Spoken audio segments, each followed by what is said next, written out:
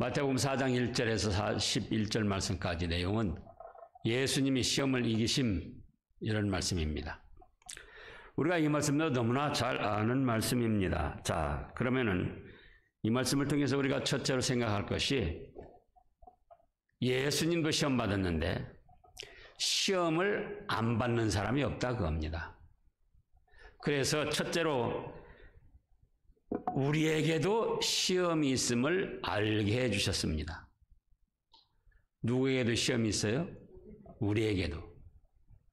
아니 예수님에게까지 시험이 있었는데 우리는 얼마나 시험을 받을 수 있겠느냐 그 말씀이에요. 그래서 사람들은 시험이 없기를 바라는데 제가 이따금 증거하지만은 시험이 없는 사람은 아무짝에도 쓸모없는 사람이기 때문에 어떤 시험이나 환난이나 고난 역경이 없는 겁니다. 성경에 신앙으로 축복받은 선진들도 보면은 다 시험을 받음으로 해서 믿음이 드러나고 축복을 받았어요.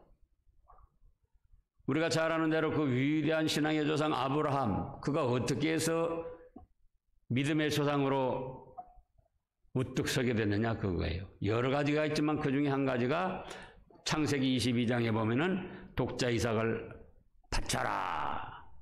하나님이 아브라함을 시험하여 분명히 그렇게 말씀하셨어요. 이게 우리가 독자 이삭 뭐 그렇지 바칠 수 있는 거지. 그런데 막상 자기에게 그런 일이 닥쳐보라고요. 자기에게. 둘도 아니고 100세에 낳은 아들. 그런데 아브라함은 그 시험을 통해서 믿음이 드러나고 네가 사랑하는 독자 이삭보다 하나님을 더 경외하고 사랑하는구나. 그래서 더 영광스러운 축복을 받아 누리게 된 것입니다. 그래 시험이라고 할 때 여기서 자 1절에 보면은 그때 예수께서 성령에게 이끌려 마귀에게 시험을 받으러 광야로 가사 자 보세요. 성령에게 이끌렸는데 마귀에게 시험을 받으셨어요. 그러니까는 단순히 마귀가 시험해서 그런 것이 아니고 성령님께서 예수님이 시험을 당하시도록 그렇게 하셨고 그것은 곧 예수님이 뭐 부족하고 모자란 것이 있어가지고 시험과 연단과 고난을 받아야 무슨 예수님의 자격을 얻는다는 것이 아니고 예수님이 시험을 받으심으로 해서 모든 인생들도 다 시험을 받는 것이다. 그걸 알려주시려고 했다 그거예요. 시험이라는 것은 우리가 아는 대로 인생에게 당하는 모든 크고 작은 고난, 역경, 슬픔, 실패, 뭐 부끄러움, 모욕, 궁핍 다 포함된 겁니다. 그걸 환난이라도 하고 시험이라고도 하는데 또 고난이라고도 하는데 그래서 우리 인생들은 시험을 안 당하는 사람이 없습니다. 만약에 시험을 안 당하는 사람이 있다면 그거는 어떤 사람이라고요? 하늘나라에 아무짝에도 쓸모없으니까 그냥 내버려 두시는 거예요. 그래서 예수님도 시험을 당했듯이 오늘날 우리도 시험을 당한다. 그래서 주님께서 가르친 기도에도 뭐라고 하셨습니까?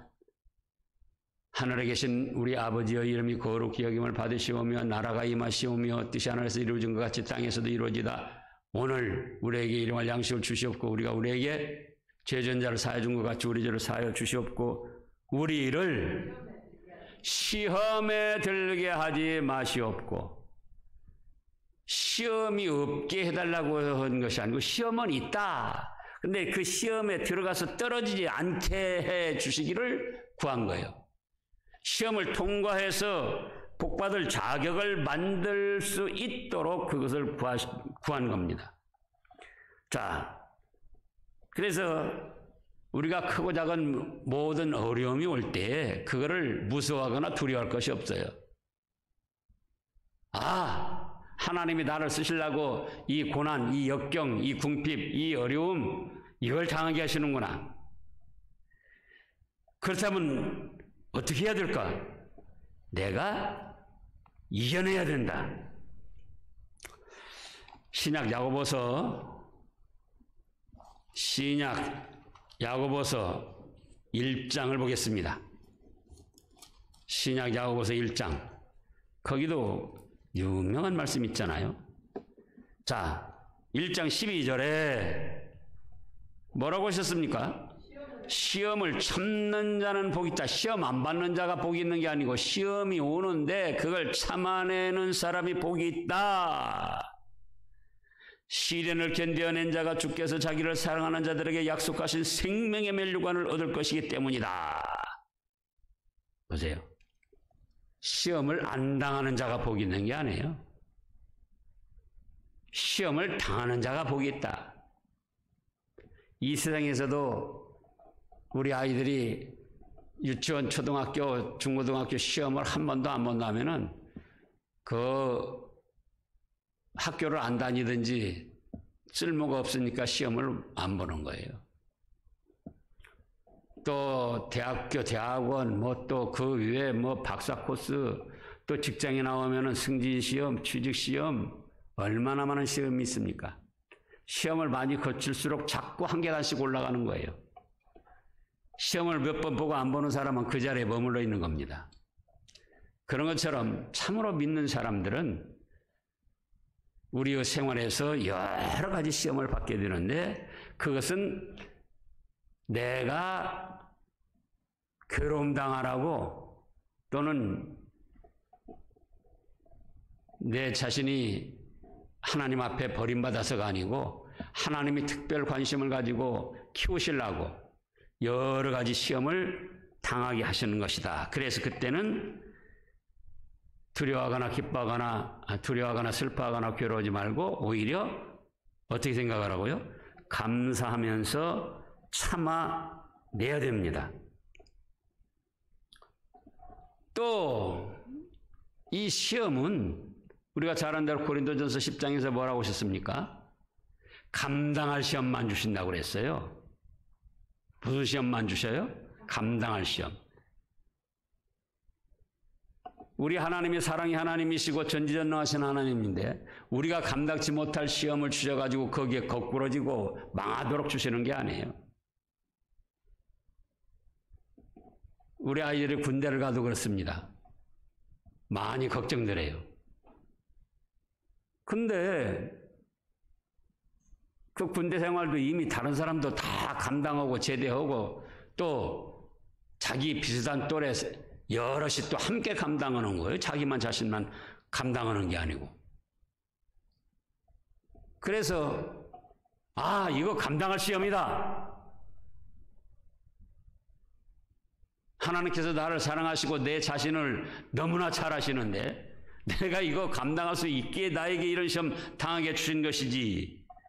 고린도전서 10장 13절 다시 보겠습니다. 고린도전서 10장 13절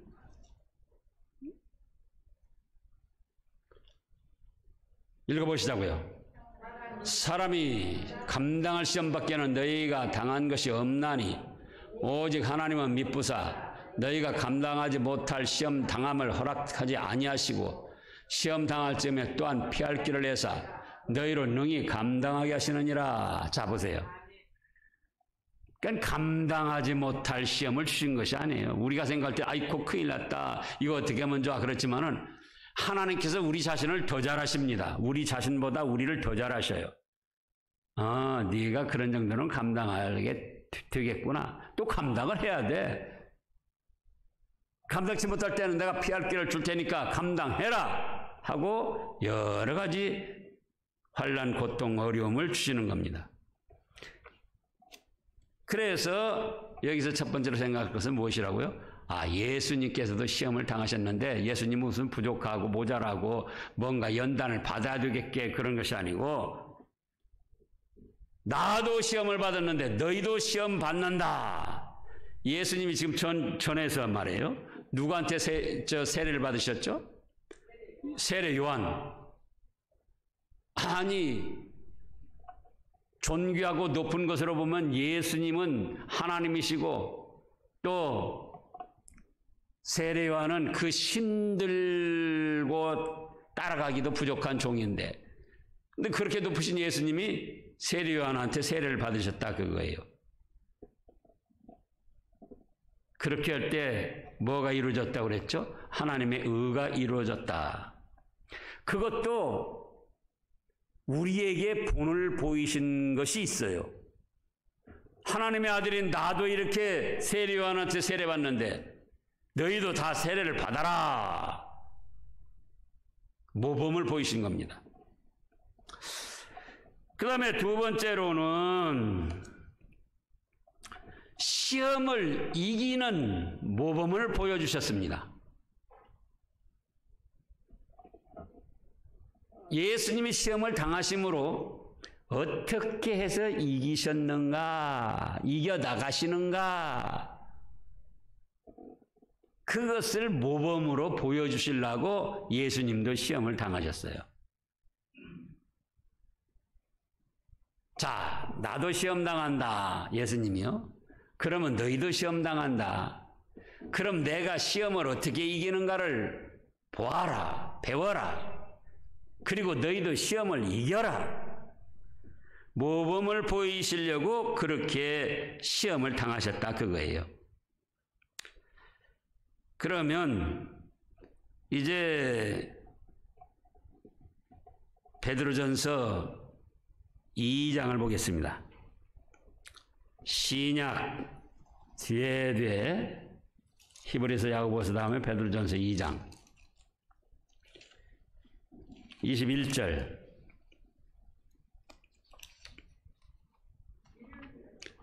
다 같이요. 이를 위하여 너희가 부르심을 받았으니 그리스도도 너희를 위하여 고난을 받으사 너희에게 본을 끼쳐 그 자취를 따라오게 하려 하셨느니라. 예수님이 무슨 고난을 받아야 자격이 만들어지고 또 시련을 당해야 뭔가 좀 부족한 것이 채워지고 그런 게 아니에요.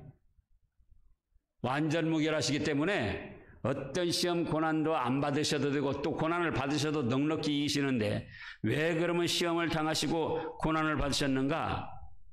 어떻게 하려고요? 우리에게 본을 보여 발자취를 따라오게 하시려고. 고난을 당할 때는 이렇게 해라. 시험을 당할 때는 이렇게 해라. 그러면 시험을 넉넉히 이겨낼 수 있다. 모범을 보이시려고 시험을 당하셨습니다. 그 다음에 세 번째로는 그러면 시험을 이기신 방법은 뭔가? 말씀을 붙들고 이기셨습니다. 뭘 붙들고 이기셔요? 말씀을 붙들고. 자, 예수님이 40일 동안 금식 기도를 하셨습니다.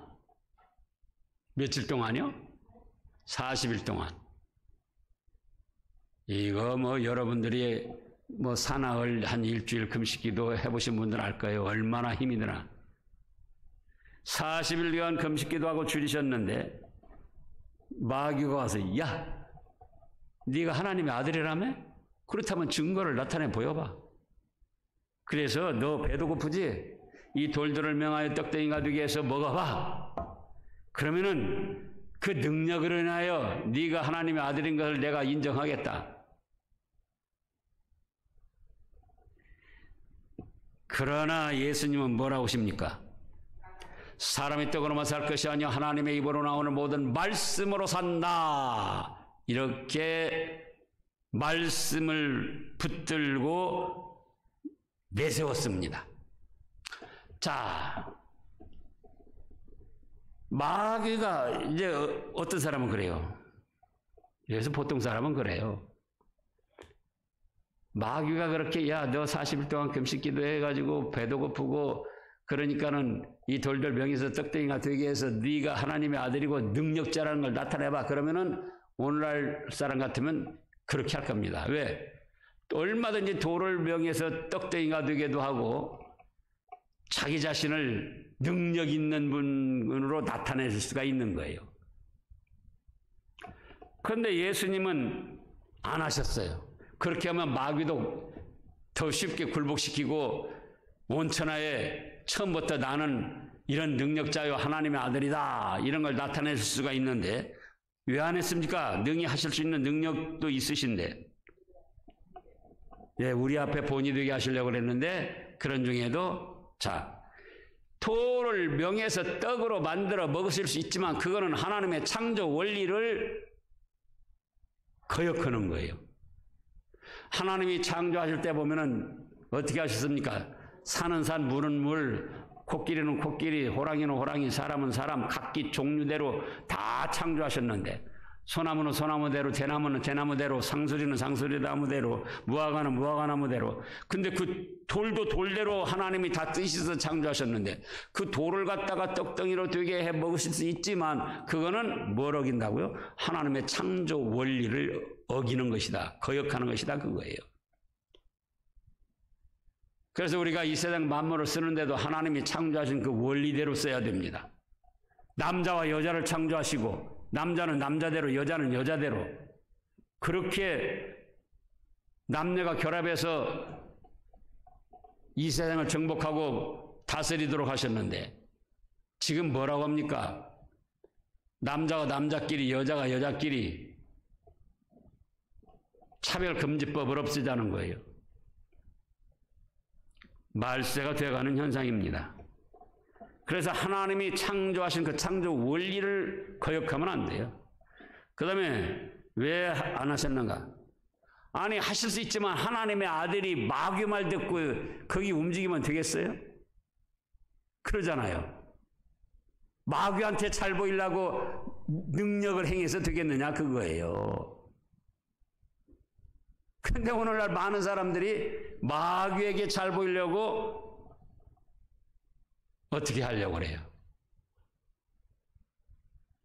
세상에 믿지 않는 세력들에게는 누가 사로잡고 있다고 그랬습니까? 에베소서 2장 1절, 2절, 3절에 보면은 공중 권세 잡은 자, 마귀 세력들이 세상 사람들을 사로잡고 있는 거예요. 그들에게 비유 맞추고 그들 말 들어주는 것은 곧 마귀 말을 듣고 하나님의 백성들이 마귀 말을 듣고 마귀 비유 맞추고 마귀 따라가는 것이 되는 겁니다. 그래서 예수님이 능히 하실 수 있지만 아니 하나님의 아들이 돼가지고 마귀가 하라는 대로 하면 되겠어요? 능력은 있으시지만 하실 수 있으시지만 그래서 안 하시고 그 대신 뭘 했어요? 사람이 떡으로만 사는 것이 아니라 하나님의 입으로 나오는 모든 말씀으로 산다. 그래서 구약의 성경 말씀으로 마귀를 물리쳤어요. 신명기 8장 3절에 보면 그렇게 말씀하셨어요. 사람의 떡으로만 사는 것이 아니와 하나님의 입으로는 모든 말씀으로 산다. 그 다음에 시험은 또 어떻게 했습니까? 두 번째 시험은 예수님을 5절부터 보면 성전 높은 꼭대기에 이제 가가지고 6절에 보면 네가 만일 하나님의 아들이거든 뛰어내리라. 기록되었으되 그가 너를 위하여 그의 사자들을 맹하시리니 그들이 손으로 너를 받들어 발이 돌에 부딪히지 않게 하리로다. 지금 예수님이 첫 시험에서 하나님의 말씀, 사람이 떡으로만 사는 것이 아니오 하는 그 말씀으로 물리치니까 마귀도 또 말씀을 가지고 인용하는 거예요. 마귀도 말씀을 알아요. 이단들도 사이비들도. 그런데 아는데 어떻게 적용을 하느냐? 삐뚤어지게 해석을 해서 적용을 합니다. 내가 하나님 말씀 잘하는구나. 그래? 그런데 말이야 여기서 성전 꼭대기에서 뛰어내려봐. 그러면 그가 너를 위하여 그의 사자들을 명하셔서 손으로 받들어서 발이 네가 이렇게 뛰어내릴 때 그 발이 돌에 부딪히지 않게 보호해 준다고 그랬는데 너 그렇게 성경 말씀 잘 알고 네가 하나님의 아들이라면 뛰어내려봐. 그래서 시편 91편 말씀을 가지고 11절 12절을 가지고 마귀가 예수님을 시험하는 거예요. 오늘날도 그런 줄 아셔야지 돼요. 세상 불신앙의 세력들, 마귀, 이단, 사이비 세력들도 하나님의 말씀을 가지고 성도들을 미혹하는 거예요. 어떻게? 그 말씀을 삐뚤어지게 적용시키고 삐뚤어지게 해석하고 삐뚤어지게 이해하도록 해가지고, 그러니까 같은 성경을 놓고도 해석이 달라요. 하나님께 영광이 되고 다른 하나님의 말씀에 맞으면은 그거는 합당한 해석이지만은 인간 편의주의로 인간에게 유익하게 인간의 꾀를 섞은 것이면 그건 분명히 아무리 훌륭하고 내놓으라는 목사가 해석을 해도 그건 마귀의 것입니다. 여기 지금 그러면 그가 너를 위하여 그의 사자들을 명하시리니 그의 손으로 너를 받들어 발이 돌에 부딪히지 않게 하신다. 이 말씀은 무슨 뜻인가? 믿음의 길을 가다가 사람이 연약해가지고 알지 못하는 가운데 자기도 모르는 가운데 실수하고 넘어지고 쓰러지고 함정에 빠질 때 그때에 하나님이 천사들을 통해서 지켜주신다는 거예요. 자, 여기 시험은 뭡니까? 성전 높은 꼭대기 올라가서 자, 내가 뛰어내리면 하나님이 지켜줄까 안 지켜줄까? 그렇게 하면서 일부러 뛰어내리는 거, 그것은 시험하는 거예요. 마치 아브라함이 흉년을 만나가지고 아브라함도 연약해서 어떻게 했습니까? 자기 아내를 누이 동생이라고 하면서 아비멜렉 왕한테 넘겨줬죠. 그러니까 믿음 좋은 아브라함이 자기 아내를 누이 동생이라고 해가지고 부자 왕한테 넘겨주고 부자 왕이 주는 재물 양식 그거 받았을 때 얼마나 그 환경, 아브라함의 처지가 궁핍하고 죽음에까지 임박했겠느냐고요. 그러니까 그런 거예요. 그러니까 자기 아내를 누이라고까지 하고 한 거예요. 근데 아브라함은 어떤 사람입니까? 아브라함 중심은 하나님의 말씀을 따라서 사는 사람이에요. 아브라함의 중심은. 그래서 12장 1절에서 본토 친척 아비집 떠나라. 그러니까는 말씀을 따라 갔고 가는 곳마다 하나님 앞에 제단을 쌓고, 중심은 하나님 중심, 믿음 중심으로 사는데 흉년을 당해가지고 너무나도 다급하니까 어찌할 수 없이 자기도 모르게 인간적인 꾀가 나와가지고 실수를 한 거예요. 그러니까 하나님이 어떻게 하셨습니까? 꿈에 아비멜렉 왕에게 나타나시고 애굽 왕에게 나타나셔가지고 너 그 아브라함의 누이 동생이라고 그러는데 그를 범했다가는 너는 죽을 줄 알아라. 네 가문이 완전히 파멸당할 줄 알아라. 하나님이 역사를 하신 거예요. 그래서 우리가 믿음 중심, 말씀 중심으로 나가는데 연약해가지고 실수해서 나도 모르는 가운데 어떤 함정에 빠지고 어디서 떨어지고 넘어질 때 그때에 해봤자 않도록 지켜주신다는 것이지, 멀쩡히 알면서 자 이제 아브라함이 어떻게 합니까? 야, 이거 하나님이 나를 사랑하신다고 그랬고 내 민족을 통하여 이 하늘의 별처럼 많게 해주시고 천하 모든 민족이 복을 받게 하신다고 하는데 그렇게 하는가 안 하는가 이번에 알아보자. 자, 아비멜렉 왕한테 가서 내 아내를 누이라고 하는데 이제 하나님이 어떻게 역사를 하셔서 내 아내를 지켜주시면은 하나님이 나를 사랑하시는 것이고, 지켜주지 않으면은 그건 뭐 하나님도 뭐 별 수 없는 것이고, 한번 이번에 내가 시험을 해봐야겠다. 그러면은 그건 뭐예요? 하나님을 알면서 시험하는 것이기 때문에 하나님한테 죄를 짓고 지켜주시지 않는 거예요. 오늘날 우리도 그렇습니다. 믿고 나가다가 연약해서 미처 알지 못해서 실수하고 넘어지고 쓰러질 때 그때 하나님이 책임지시고 보호하시겠다는 뜻이에요. 근데 이제 이렇게 성경을 비틀어지게 적용을 해가지고 마귀가 야, 너 그냥 뛰어내려봐. 그 마귀 말 듣고 뛰어내리는데 하나님이 보호하시겠습니까? 보호 안 하시겠습니까? 보호 안 해주셔요.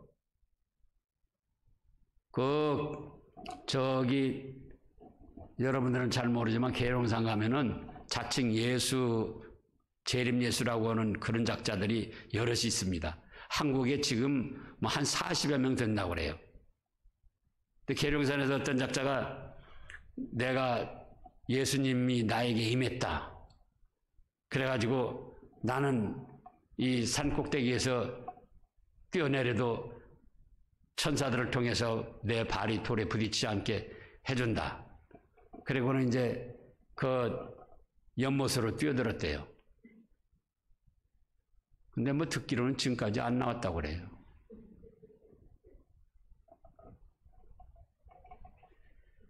그 다음에 예수님이 뭐라고 하셨습니까? 7절에서 예수께서 이르시되 또 기록되었으되 주 너희 하나님을 시험하지 말라 하였느니라. 알면서 하나님이 역사하시나 안 하시나, 나를 사랑하시나 안 하시나 그렇게 하고 하는 건 시험하는 것인데 주 너희 하나님을 시험하지 말라 하셨다.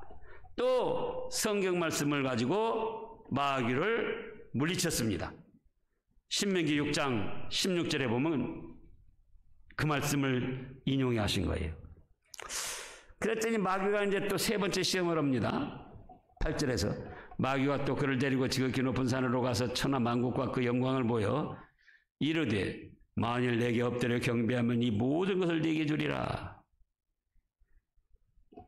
천하 만국 영광을 보여주면서 천하 만국 영광을 다 준다는 거예요. 나한테 절해라, 나를 섬겨라, 그거예요. 그러니까 예수님이 10절에 뭐라고 하십니까? 이에 예수께서 말씀하시되 같이요. 사탄아 물러가라. 기록되었으되 주 너희 하나님께 경배하고 다만 그를 섬기라 하였다. 그래서 또 성경 말씀 신명기 6장 13절 말씀으로 마귀를 물리쳤습니다. 그랬더니 11절에 뭐라고 하셨습니까? 이에 마귀는 예수를 떠나고 천사들이 나와서 수종되니라. 그러면은 자, 예수님이 시험 받으셨고 우리도 시험 받는 걸 알게 해주셨다. 또 예수님이 모범을 보이셨다. 그리고 시험을 이기는 모범을 보여주셨는데 뭘로 이겼다고요? 말씀으로 이겼다. 마귀가 시험할 때마다 말씀으로 이겼습니다. 마귀가 또 말씀을 가지고 시험할 때 그 말씀은 올바른 뜻을 내세워서 마귀를 물리쳤어요. 그럼 오늘날 우리도 마찬가지입니다. 이런 일 저런 일 저런 일 이런 일 당해가지고 여러 가지 마음의 갈등, 고민, 염려, 근심, 걱정, 시험 그런 것이 있을 때 마귀가 또 우리 마음을 속삭입니다. 마음에 속삭여요. 어떤 사람이 또 옆에서 선동을 합니다. 충동을 합니다. 그때 어떻게 하면 그걸 이겨낼 수 있는가? 어떻게 하면 이겨낼 수 있다고요? 성경 말씀을 붙들고 내세워야지 돼요. 그렇지 않으면 자기 인간업계 세상의 어떤 인간적인 풍습, 흐름 그것이 들어와가지고 그 배후에는 누가 있다고요? 마귀가 있는 거예요. 그래가지고 그 시험에 지는 것이고 떨어지는 것이고 그렇게 되면은 마귀 종로로 다다가 인생 한평생 비참하게 되는 겁니다. 우리에게는 여러분들이 지금 어떤 일들을 당한지 알 수 없지만은 무슨 시험을 주셨습니까? 감당할 수 있는 시험을 주신 거예요. 그래서 예수님도 시험을 당하시고 이겨내셨는데 그렇게 우리 보고 발자취를 따라오라고 모범을 보셨는데 나도 이 시험 이겨내자. 근데 어떻게 이겨낸다고요? 말씀. 이제 예수님은 여기서 말씀으로만 하셨지만 또 속으로도 기도하셨죠. 근데 우리는 기도하면서 말씀을 붙들고 나가면은 우리도 시험을 이기고 승리하고 하나님께서 예비하신 축복을 받아 누릴 수 있는 것입니다. 기도하겠습니다.